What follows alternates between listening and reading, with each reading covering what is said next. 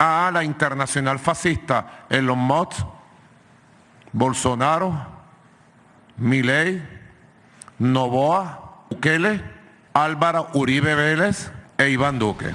¿Qué queda de aquí en más luego de lo que presentó el día de hoy ante el Tribunal Supremo de Justicia?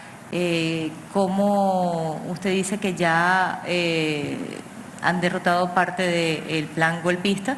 ¿Y qué va a suceder en este caso con las personas que usted señala que están al frente de esta situación, las cabecillas en este caso, ¿no? Que sería González Urrutia y María Corina Machado? Si me preguntan mi opinión, como ciudadano, te digo, esa gente tiene que estar bajo las rejas, detrás de las rejas. Y tiene que haber justicia en Venezuela. No puede haber un nuevo Leopoldo López, un Guaidó parte 2. Todo parece indicar que para el presidente Maduro, la participación de Álvaro Uribe e Iván Duque en la situación delicada de Venezuela durante y después de las elecciones es evidente, y así lo dijo en una rueda de prensa en la cual hasta Elon Musk fue cuestionado, al igual que María Corina Machado. Y es que el tema venezolano ha servido nuevamente para que muchas personas tomen partido a favor y en contra a partir de su opinión, postura política y la infaltable desinformación, de la cual no se escapa ni los medios tradicionales ni los alternativos. Desde luego, todos podemos tener una opinión al respecto, pero solo los venezolanos son los dueños de su propio destino, y lo último que necesitan ellos y el mundo en general es el llamado a la violencia, golpes de estado, intervenciones militares y cualquier otra locura que conduzca a desestabilizar la zona. Pero vivimos en un mundo tomado por la incoherencia y las conveniencias. Sin embargo, no se necesita ser científico para entender que cualquier cosa que ocurra en Venezuela tendrá repercusiones muy graves en Colombia, especialmente en la frontera. Por eso, resulta muy interesante y mesurada la posición de Colombia a través de su canciller y del mismo presidente, que habló de la situación curiosamente ante los militares y policías, a quienes les socializó la ley que les devuelve la mesada 14, la cual, por iniciativa del gobierno de Álvaro Uribe Vélez, el Congreso eliminó en el año 2005. En otras palabras, en medio de tantas declaraciones acertadas o no, parece que Gustavo Petro resultó más cuerdo y precavido de lo que se esperaba y está actuando una vez más como un verdadero jefe de Estado. ¿O usted qué opina? El concepto de nación es el contrato social, la convivencia que aceptan todas las partes de la sociedad y que implica, entre otras, justicia social. Es muy difícil que excluyendo gentes y gentes, la mayoría del pueblo, pues se sienta el espíritu de una nación fuerte. La nación implica, o la unidad nacional implica, equidad. De ahí el principio de la democracia. En eso tenemos dificultades, está por construir. Soberanía nacional entonces es que el pueblo de Colombia toma sus decisiones sin obedecer a otros y a otras que no están aquí. Las podemos tomar bien, las podemos tomar mal, pero son las decisiones que tomamos, las colombianas, mientras exista la nación colombiana. Y hoy sabemos que hay peligros, muchos. La región está desestabilizándose. Viene así de un rato para acá. Y por tanto debemos saber cuál es nuestro papel.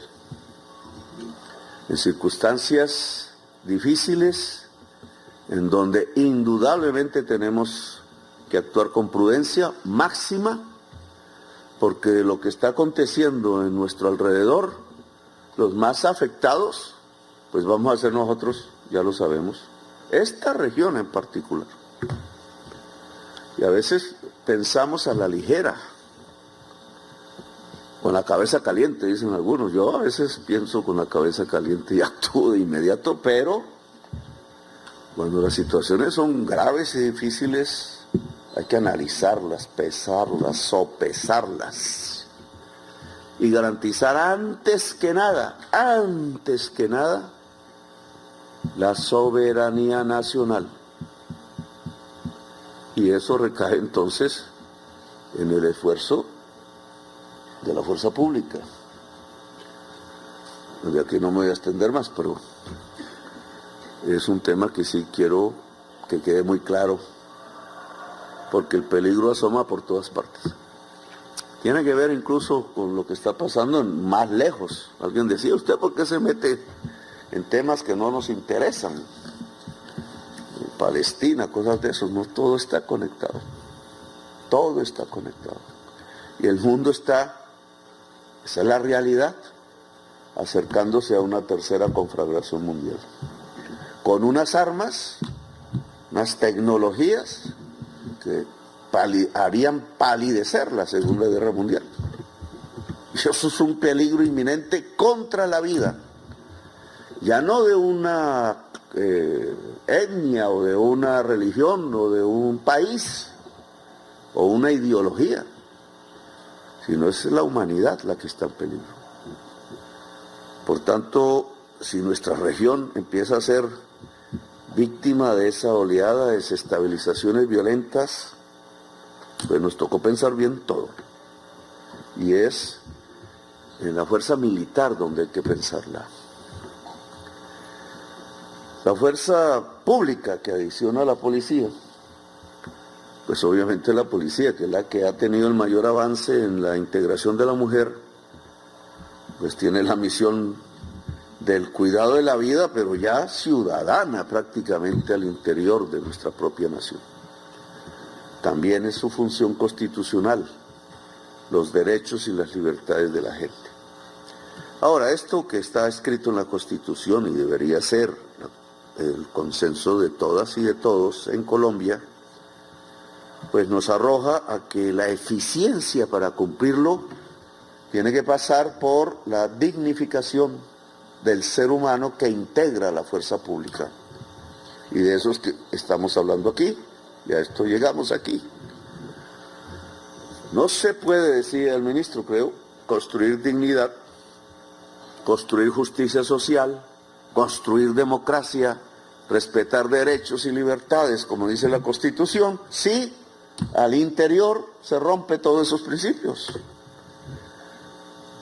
Es como la organización política que dice libertad y adentro tiene esclavos.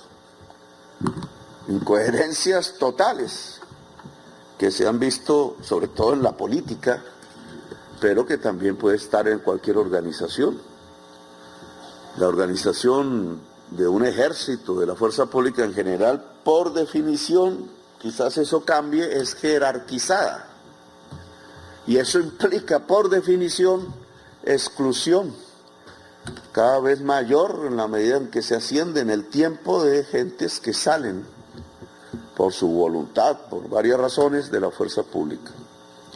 Esas gentes tienen que quedar preparadas para la vida civil que temprano o tarde los espera y las espera. Por eso un punto que me parece importante, aún incompleto, ministro, es la preparación profesional de las personas que integran la fuerza pública. Es decir, adquirir al interior, mientras dure su actividad en la fuerza pública, las herramientas del saber, de la preparación para asumir una vida civil en cualquier momento con dignidad. Y no pase lo que está pasando. Lo que está pasando es que los muchachos, las muchachas llegan a un mundo que los rechaza, etcétera. Tienen un conocimiento militar. ¿Sí?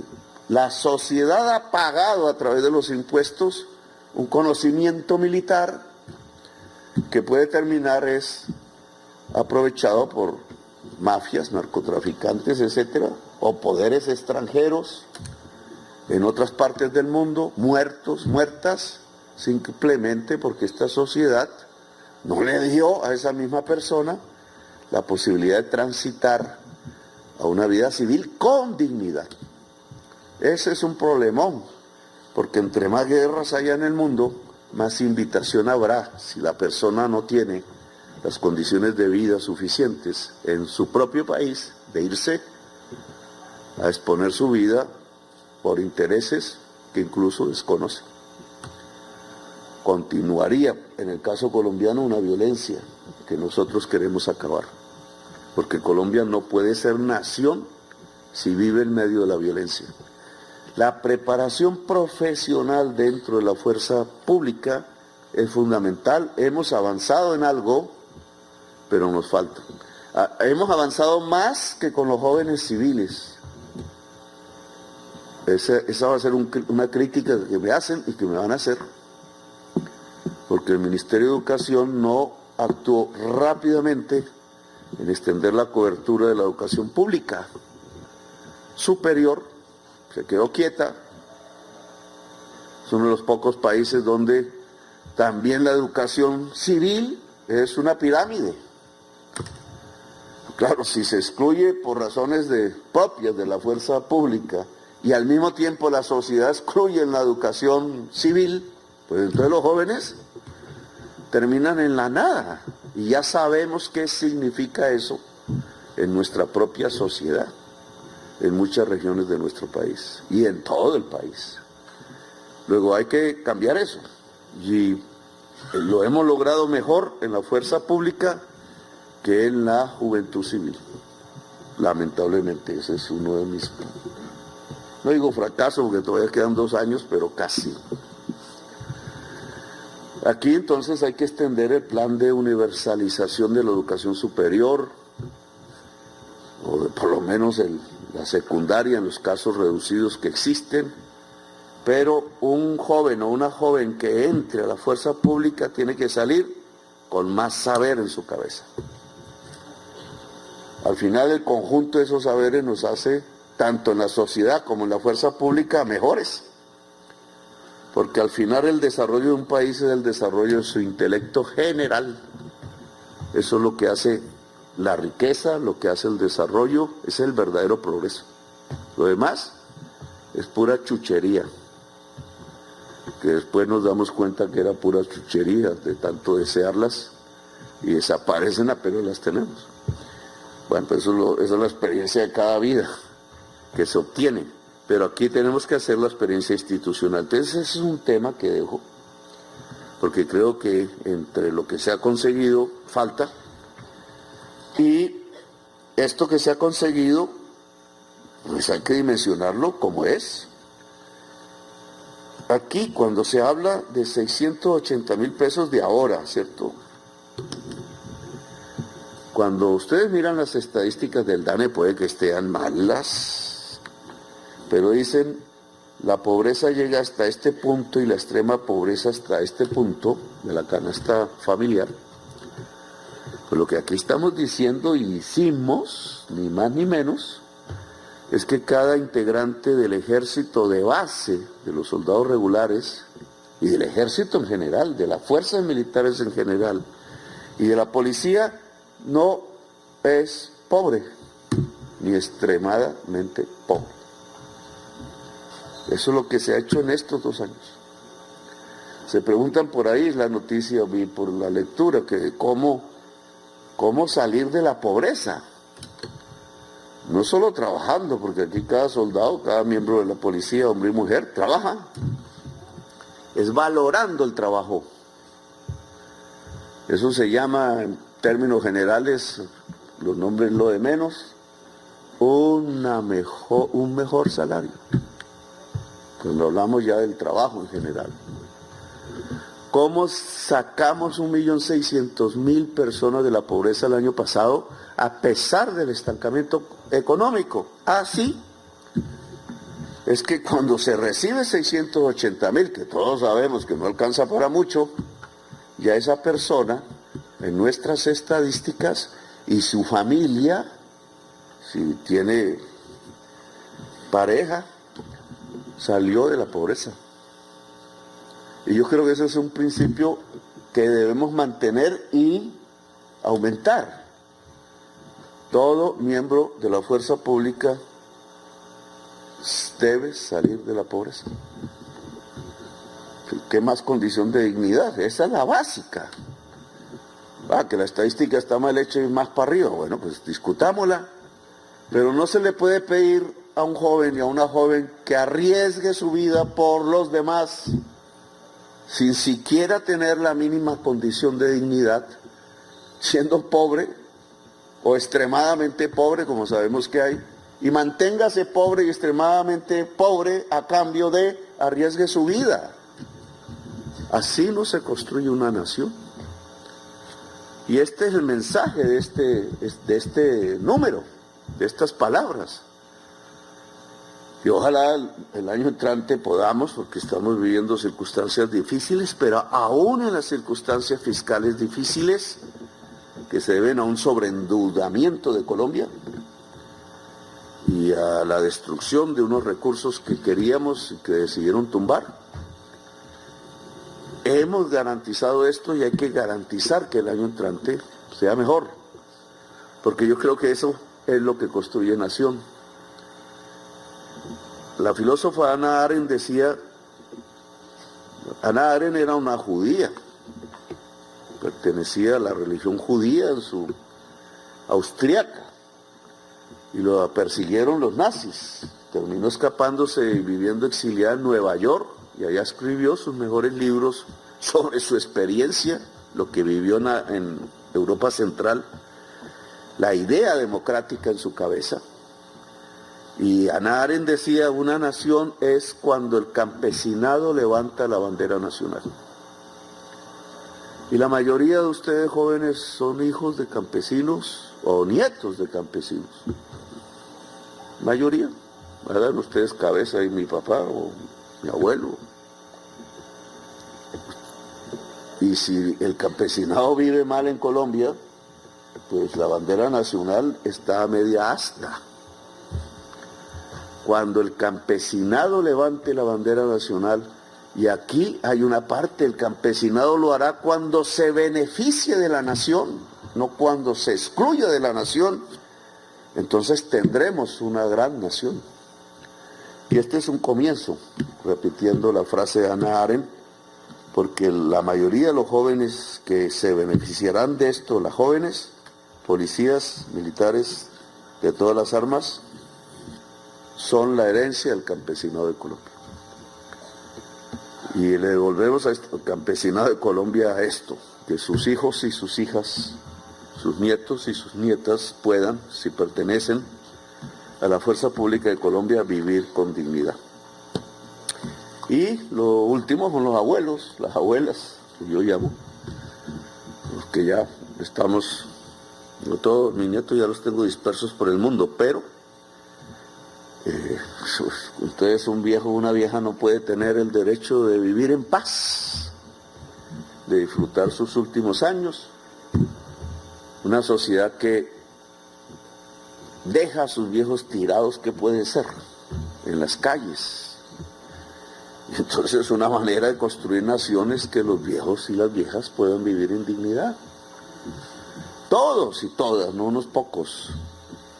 Y lo que se ha hecho aquí en frente a los pensionados, devolviéndoles la mesada 14, que se las habían quitado, y que nos representa un gran gasto, casi $1 billón. Alguien decía, ustedes disminuyeron la inversión, pero creció el funcionamiento. El funcionamiento crece porque de la reforma tributaria una parte fundamental se va a funcionamiento pagando maestros en la educación, que pasa de 50 a 70 billones. Entonces, ¿qué? ¿No pagamos maestros? ¿Qué le pasa a una sociedad cuando sacrifica la educación de su niñez? Y otra parte se va en este tipo de gastos. Claro, $1 billón es una cifra importante, pero significa más dignidad de la persona que usó su vida al servicio de la nación en la fuerza pública de Colombia. Esta es una retribución de la nación a su riesgo, muchos riesgos que le lleva una parte de su cuerpo y muchas otras cosas, una parte de su mente y obviamente una parte de su vida intensa, y es la retribución de la nación a esa persona.